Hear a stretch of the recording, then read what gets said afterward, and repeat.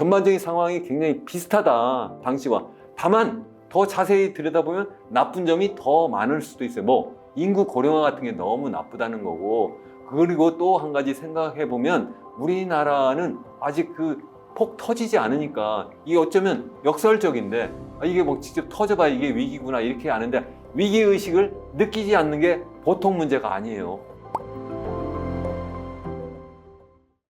네, 안녕하세요. 이현은 교수의 경제포럼 함께 해주셔서 감사합니다. 지난번 영상에서는 절대 위기의 한국 경제의 종합판으로서 우선 우리나라가 왜 이렇게 어려운 상황인지, 왜 지난 20, 30년 동안 계속해서 경제 성장률이 미끄럼을 타고 있고 앞으로 10년 안에 0% 수준까지도 갈 거라고 예상을 할 수밖에 없는지 말씀을 드렸습니다. 그거는 여러 문제가 복합적으로 있어요. 국내적인 문제도 있고 국제적인 문제도 있는데, 국내적인 문제를 생각해 보면 아주 핵심적인 내용은 바로 뭐냐 하면, 우리나라가 그동안 미래 먹거리 투자를 하지 않고, 다시 말씀드리면 설비 투자라든가 아니면 기술 투자를 하지 않고 소위 얘기하는 건설 투자, 부동산 투자에 몰빵했다는 거예요. 우리나라 투자가 GDP에서 30% 이상을 차지하지만 그 절반은 전부 다 어디로 갔느냐? 집 짓는 데 들어가고 도로 건설하고 이런 데 들어가요. 물론 도로 건설 같은 거는 사회적 자본이라고 해서 사회적 인프라라서 나름대로 미래 먹거리를 마련하는데 어느 정도 도움이 되지만, 지금 우리나라는 거의 과포화 상태예요. 공항이 부족합니까? 항만이 부족합니까? 고속도로가 부족합니까? 솔직히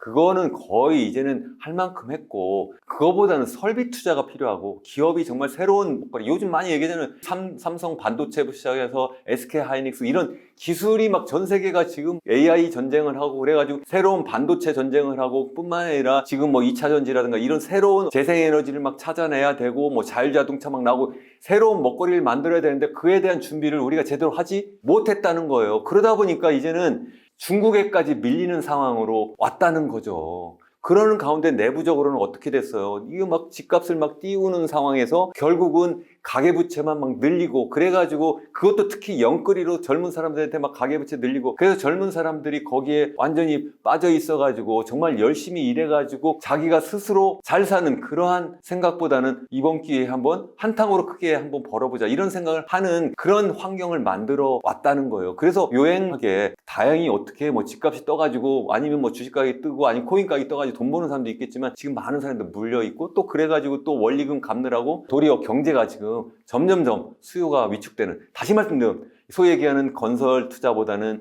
소위 얘기하는 설비 투자, 기술 투자도 부족한 상태다가 이 또 소비도 활력을 자꾸 잃고 있는 이런 상태, 더군다나 국제적인 환경은 더나 나쁜 상태, 이런 상태라는 거예요. 이 환경은 우리가 그러면 앞으로 어떻게 될 거냐 굉장히 중요한 그러한 원인이에요. 무슨 말씀이냐면, 많은 사람들이 우리 IMF 위기 다시 오는 거 아니야? 뭐 이런 얘기 하잖아요. 저는 IMF 위기가 다시 온다고 생각하지는 않아요. 왜냐하면 IMF 위기 때는 우리나라가 일단 젊어도 굉장히 젊었어요. 우리나라 뭐 소위 얘기하는 65세 이상 인구 비중이 10%도 되지 않았을 뿐만 아니라 우리나라 그 당시에 가계부채도 높지 않았어요. 다만 기업부채가 좀 120% 가까이, 한 110%가 넘었는데 특히 단기부채가 많았어요. 기업들이 정말 열심히 막 투자를, 너무 과잉 투자를 한 거예요. 그 과잉 투자하다 보니까 그걸 소위 문어발식 투자라고도 했고, 그것도 단기 외채를 많이 빌려다 그렇게 하다가 훅 넘어졌어요. 마치 젊은 사람이 과욕 부리다가 넘어진 거예요. 그러다 보니까 젊은 사람이니까 금방 쉽게 회복할 수가 있는 거예요. 근데 우리는 지금 그때랑 상황이 같은가요? 아니에요. 우리나라는 늙어도 너무 많이 늙었어요. 이미 우리나라의 65세 이상 인구 비중은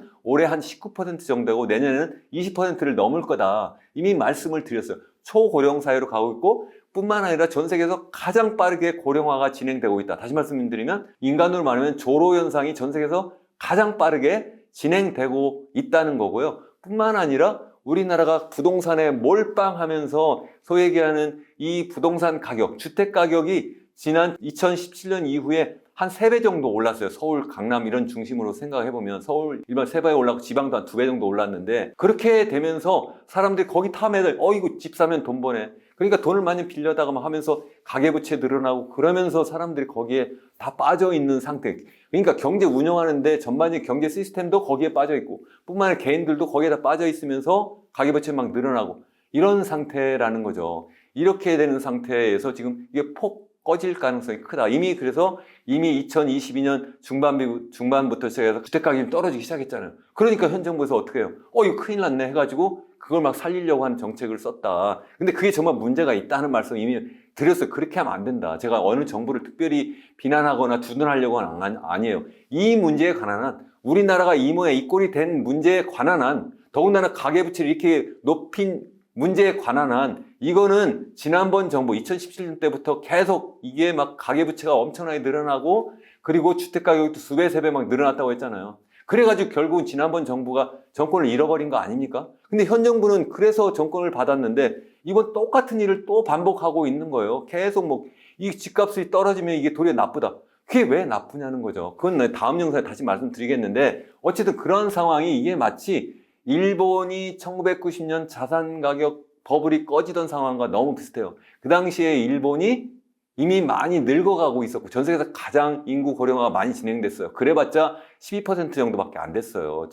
전체적인 인구 중에 65세 이상이 한 그 정도밖에 되지 않았다는 말씀인데, 거기에다가 또 당시에 그렇게 됐는데 85년 플라자 협정 여러분들 많이 들어보셨을 거예요.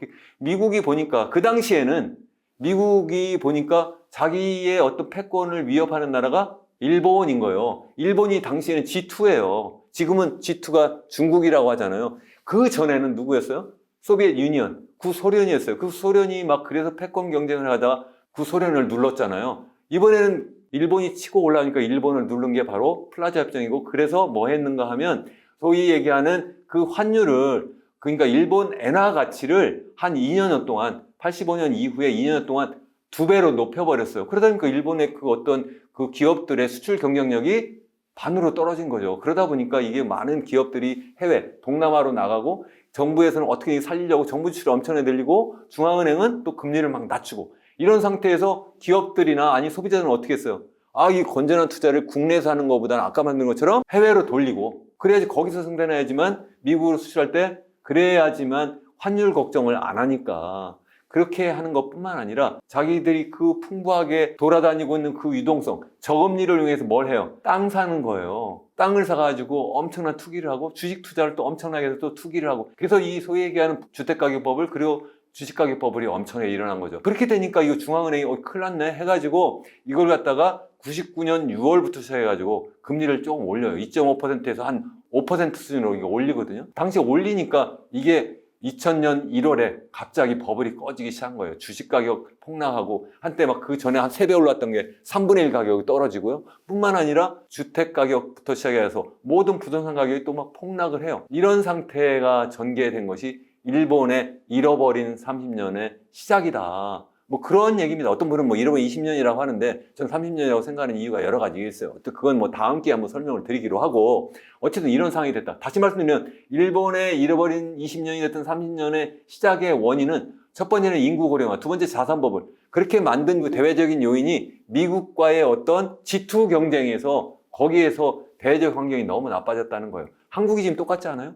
어쩌면 더 상황이 나빠요. 인구 고령화 더 많이 진행됐고요. 뿐만 아니라 엄청나게 풍부하게 풀린 그 유동성 가지고 지금 부동산 가격이 너무 많이 뛰었다. 혹자는 그러면 이렇게 얘기해서 주식 가격이 왜 안 뛰었어? 주식 가격 우리 체질이 너무 나빠져가지고 뜰 수도 없어요 지금. 그건 제가 다른 영상에 제가 한번 드리려고 해요. 왜 우리나라 주식 가격이 이렇게 저평가됐느냐. 이게 바로 우리나라 부동산에 몰빵해서 그렇거든요.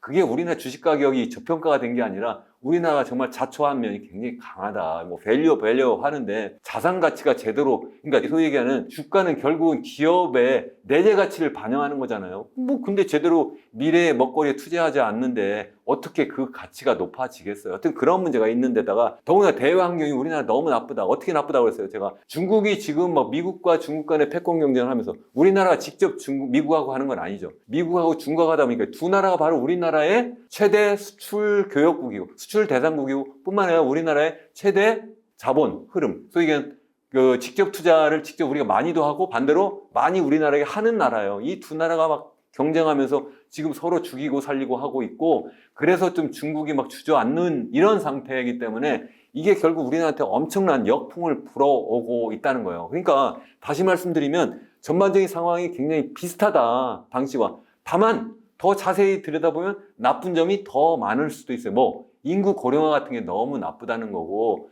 그리고 또 한 가지 생각해 보면 우리나라는 아직 그 폭 터지지 않으니까 이게 어쩌면 역설적인데, 이게 뭐 직접 터져봐야 이게 위기구나 이렇게 아는데 위기의식을 느끼지 않는 게 보통 문제가 아니에요. 혹자는 사람들이, 전문가라는 분들도 지금 위기가 아니다. 뭐 0% 밑으로 떨어지지 않았는데 이게 왜 위기냐. 옛날 네버는 그렇게 비슷했는데. 그렇게 얘기하는데 그거보다 제가 말씀드리잖아요. 계속 주저앉는 게 위기다. 그러니까 잠깐 교통사고 당하고 그냥 뭐 코로나 걸린 것도 위기라고 얘기는 할 수 있겠지만 그건 단기적인 거고, 더 중요한 거는 우리나라가 그냥 조로현상에 당뇨병에 거기에다가 합병증에 거기에다가 내가 그런 상태인지도 모르고 계속 술 먹고 담배 먹고 온갖 스트레스 쌓이면서 무리하고 있는 것. 그러니까 내가 위기인지도 모르는 게 진짜 위기라는 거죠. 그래서 더 큰일 났다. 그런 말씀이고요. 그럼 일본하고 지금 현재 상태는 어떠냐? 요새 일본이 막 뜨고 있다는데 이거 그럼 결국 우리나라 다시 나중에 살 거 아니냐? 그럴 수도 있을지도 모르지만 20년, 30년을 기다린 다음에 그렇게 할 수 있겠습니까? 제가 조만간 일본의 경제에 대해서 한번 말씀드리려고 하는데, 저는 일본은 지금 뭐 잠깐 살아나는 듯 하지만 옛날에 그러한 어떤 잘 나가던 일본은 다시 돌아오지 않을 거다. 그냥 마치 인간으로 말하면 그냥 한때 너무 무리했다가 그래가지고 폭망했잖아요. 1990년 버블 꺼지고 그래가지고 잃어버린 10년, 20년, 30년을 해왔는데, 그러한 가운데서 일본이 교훈을 얻은 거예요. 더 이상 내가 술 먹고 담배 먹고 막 그러면서 스트레스 쌓이고 무리하면 안 되겠구나. 그래서 뭘 하느냐? 나름대로 여기서 살 길을 찾는 거예요. 너무 무리하지 않고, 내 그 사이에 또 몸은 또 더 많이 늙어졌어요. 그러니까 내가 운동 규칙적으로 하고, 그리고 고기 먹지 않고 술 마시지 않고 그렇게 사는 방식으로 지금 체제가 전환이 되었다. 마치 우리 인간으로 말하면 60대, 70대, 우리나라는 한 50대라면 일본을 하면 이미 70대까지 갔을 거예요. 그렇게 되어 있는 나라가 지금 관리를 굉장히 잘하고 있다는 거예요. 관리를. 제가 뭐 다른 어떤 그 유튜브 채널에 가서 일본의 그 와세대 대학의 박상준 교수라는 분하고 대담을 하는 경우가 한 번 있었는데, 그분이 그렇게 얘기하시더라고요. 일본 경제가 인간으로 말하면 관리를 잘하는 노인이다, 이런 얘기를 하더라고요. 저는 100% 동의합니다.